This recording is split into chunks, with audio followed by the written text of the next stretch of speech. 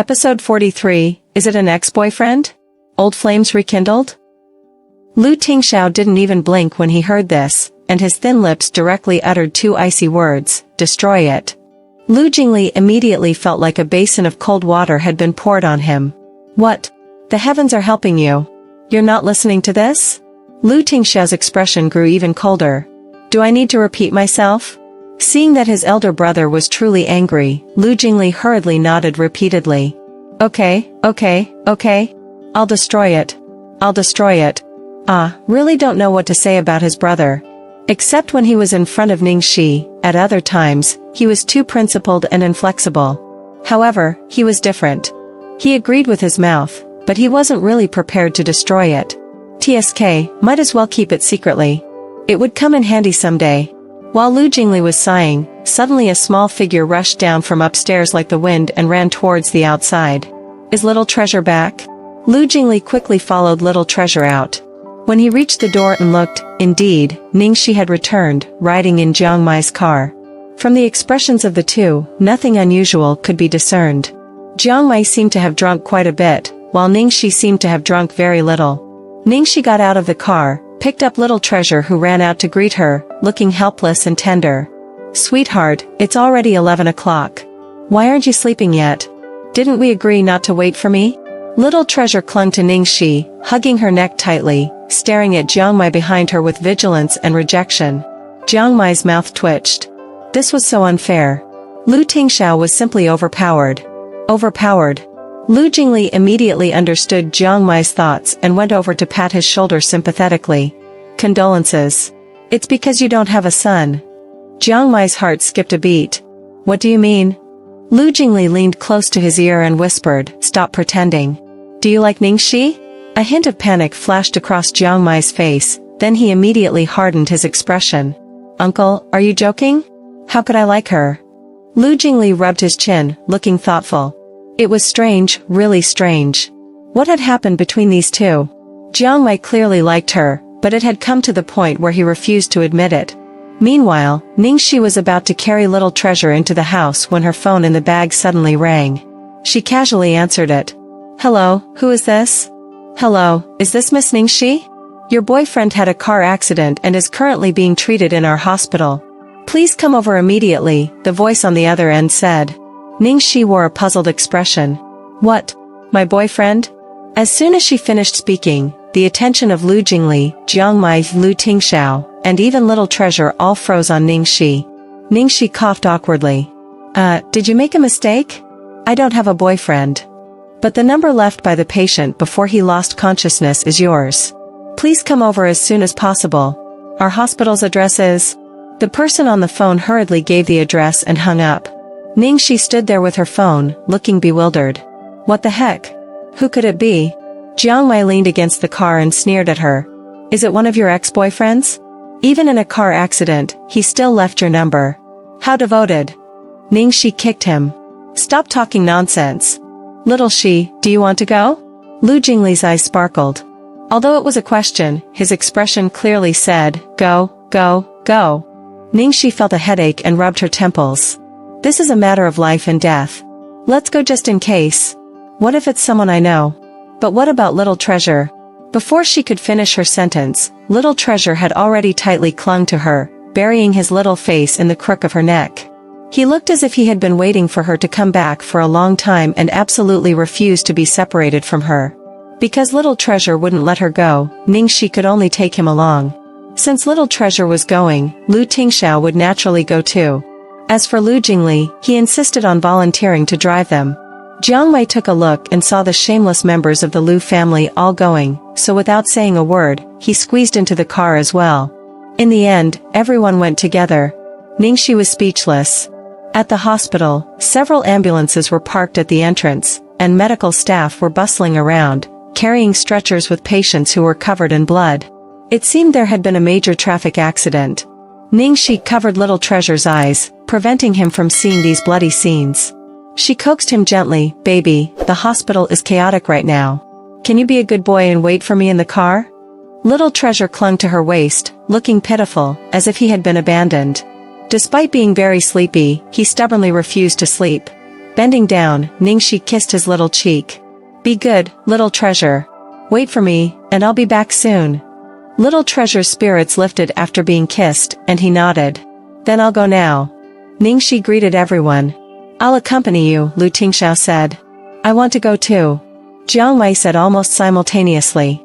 It's not safe for you alone, Lu Tingxiao frowned. Jiong Mai snorted, confidently saying, I just want to see who it is. Ningxi felt her headache worsening. She looked at Lu Tingxiao, then at Jiong Mai, and finally, her gaze fell on Lu Jingli. Lu Jingli blinked innocently, as if to say, what am I doing, sister-in-law? In the end, Ningxi spoke, I'm not sure about the situation over there, and it's not quite right for me to go alone. It's troublesome, but second young master, would you mind accompanying me? Lu Tingxiao, you, stay here with little treasure. Lu Tingxiao's eyes flashed with a hint of darkness. All right. As for you, Jiong Mai, calm down a bit. Don't you know that your face always attracts trouble? Going to the hospital so late at night. Are you trying to make a big news story? Jiong Mai looked indignant. Why was he scolding me? He spoke so softly to Lu Tingxiao. Let's go, let's go. Little she, I'll accompany you. I'll accompany you. Lu Jingli was overjoyed, almost jumping up and down on the street. Happiness came so suddenly. This was truly a case of, when two dogs fight for a bone, a third runs away with it. Emergency room.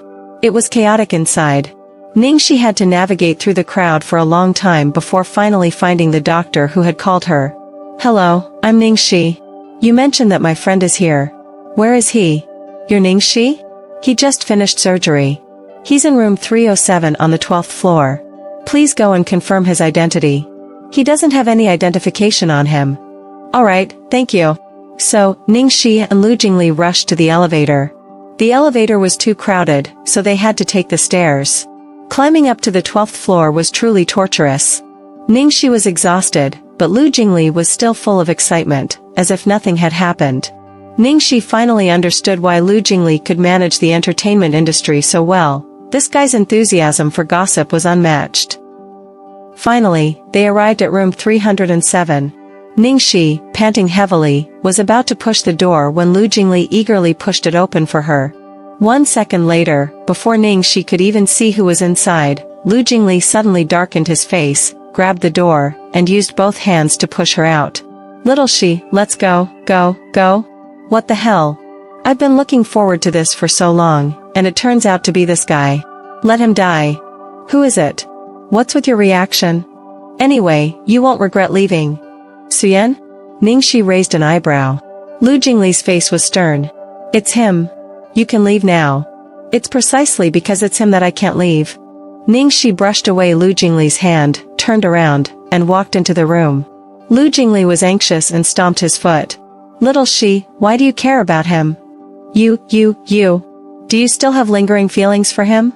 Ningxi ignored him and walked into the room. Inside the ward, indeed, it was Suyen lying on the bed with his head wrapped in bandages, receiving an intravenous drip. He was quietly lying on the bed. Ningxi sat down gently on the edge of the bed, reached out to tidy up his messy hair, her expression gentle, and her tone even gentler. Brother Yan. Damn, what did he just see? What did he hear? Did Ningxi really have lingering feelings for this scum? Thank goodness his brother didn't come, otherwise, he would have gone crazy. Just as Lu Jingli was thinking about this, he suddenly felt a chill behind him. When he turned around, his brother was standing behind him. Brother, why are you here? There was also Little Treasure and Jiong Mai. All three of them had come. With his ability to imagine, he immediately guessed that Little Treasure couldn't wait and brought his brother over, and Jiong Mai naturally couldn't resist following. This was really screwed. On the hospital bed, Suyen, with a pale face, furrowed his eyebrows and slowly opened his eyes. Little she, how do you feel? Ningxi asked. Suyen looked at the girl in front of him, seemingly in a daze. Am I dreaming? Every time they met, it was a confrontation filled with sarcasm and hostility, and he couldn't remember how long it had been since he saw her speak to him with such concern and care. When he woke up just now, he caught a glimpse of a trace of worry and concern in her eyes. He even heard her call him Brother Yan. Ningxi stood at the bedside, her expression returning to a cold demeanor. You've just finished surgery. The doctor said there is no major problem, just some concussion. It still needs observation for a while. If there's nothing else, I'll leave now. After saying that, she was about to turn around, but her wrist was grabbed. Don't go. Little she, don't go. Is there anything else? Even though I know you don't care and don't need it, I still want to apologize to you. I misunderstood you. Do you know? When I thought I was going to die, the only regret I had was that I didn't have a chance to apologize to you. Outside the door, Lu Jingli watched Ningxi's wrist being held by Su Yan. He was so scared that he swallowed hard, and when he turned around and saw his brother's expression, it was indeed terrifying. This was going to be crazy. What on earth did little she want to do? Su Yan, you don't have to apologize because even if you were given another chance, you would still choose to believe in Ning Xuelua. Su Yan hurriedly said, I don't. Don't say you wouldn't. Regarding the current situation, did Ning Xuelua tell you that she is innocent, and did she distance herself and push all the blame onto Cui Kaijing? And you, once again, unconditionally believed her? If I tell you now that she is lying to you, would you believe me? Ningxi asked each word. Su Yan instinctively avoided her icy gaze and then said firmly, I will investigate thoroughly. Ningxi shook her head with a smile. Believing with the need for verification is not called belief. When you believed in her back then, you wouldn't even listen to half a word from me. Little she, Brother Yan. Little she. Su Yan suddenly raised his head. This time, he clearly heard her call him Brother Yan. Ningxi looked at the night outside the window, as if she could see a distant time and space through the night. Her tone was ethereal. Brother Yan, do you remember? When I was 9 years old, I really wanted to buy a backpack with my idol's imprint, but my family wouldn't allow it. Right after that, 50 yuan went missing at home. My grandmother insisted that I stole it. At that time, even my parents were a bit suspicious of me. Although Xiao Nua sided with me, he also thought it was me because he knew I really liked that male star. Ningxi paused, and Su Yan's body trembled slightly, his eyes turning red. Ningxi smiled self-deprecatingly. Her voice became somewhat hoarse. At that time, only you believed it wasn't me. You took me out in the middle of the night, knocking on the doors of every child who had played at my house that day. Finally, you found out who had really stolen the money. Do you know? At that time, I was thinking, the person in front of me, when I grow up, I must marry him. Little she, please stop. Su Yan closed his eyes uncomfortably. Outside the door, Lu Jingli was also roaring in his heart. Sister-in-law, please stop talking. He was afraid that the hospital would be torn down tonight. Because at this moment, Lu Tingxiao's aura was so terrifying that even Jiong Mai's anger was suppressed. He coughed lightly and distanced himself from him. When everyone's attention was inside the ward, Little Treasure, who was standing next to Lu Tingxiao, suddenly broke free from Lu Tingxiao's hand and quickly rushed into the ward. Like a little wolf cub, he grabbed Ningxi's hand and then tightly hugged her leg. His beautiful big eyes were filled with anger as he stared at the bed where Su Yan lay. Oh my god. Little Treasure, Lu Jingli was startled, about to rush in, but was stopped by Lu Tingxiao's raised hand. Only now did Lu Jingli react. If he went in, things wouldn't be clear. Ningxi, who was suddenly rushed by Little Treasure, was also startled. Baby? Why are you here? She looked through the glass window on the door and seemed to see Lu Tingxiao and the others in the corridor outside. Little Treasure looked up at her with red eyes. In a short time, they became watery, and big drops of tears rolled down. Ningxi was anxious when she saw this. Hey, don't cry. What happened? Be good, don't cry. Auntie will take you home. Ningxi picked up Little Treasure and was about to leave. Su Yan, who was lying on the bed with wide eyes, finally came to his senses and stopped her. Little she. Who is this child? Ningxi subconsciously pressed Little Treasure's face against her shoulder, patting his back gently. She casually replied, he's a friend's child. I'm leaving, take care of your injuries. I'll help you get in touch with Ning Xuelua later. After Ningxi left, Su Yan stared at the door, his face full of shock and uncertainty. What was the deal with that child? Why did he feel, for a moment, that the child's features resembled Ningxi's?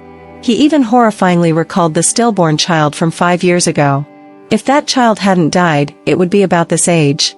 Damn it, what was he thinking? He must be going crazy. That child died 5 years ago. Yes, he died, he must have died. Under those circumstances, there was no possibility of survival. Watching Little Treasure rush in and then come out less than 5 seconds later, Lu Jingli couldn't help but snap his fingers. Well done, little treasure.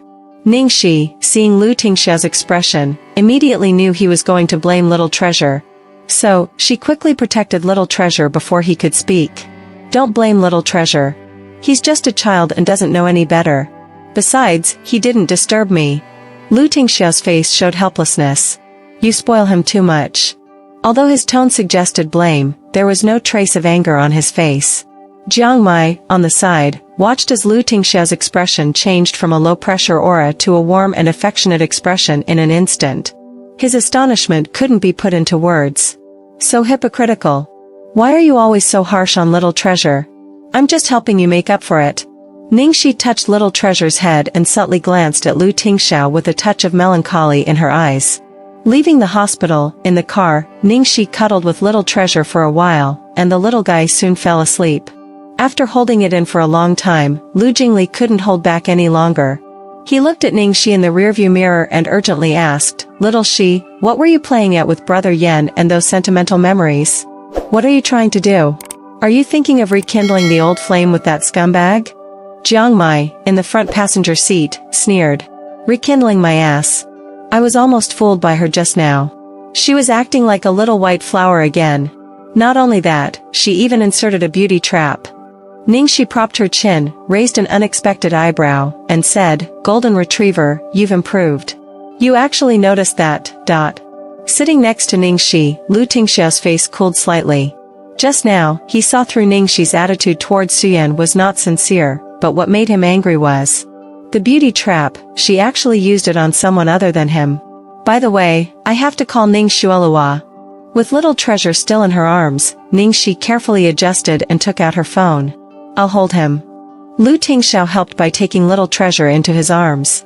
After dialing the number, the sharp voice of Ning Shuolua immediately came from the phone. Ningxi? Heh, why are you calling me? To gloat? Bitch. You're happy now that you've ruined my reputation, aren't you? Let me tell you, Brother Yan and my parents won't believe your nonsense. A country bumpkin like you actually thinks you can climb. Before Ning Shuolua finished her tirade, Ningxi calmly interrupted, Miss Ning, let me remind you that I've put the call on speakerphone. Also, Suyan is right beside me.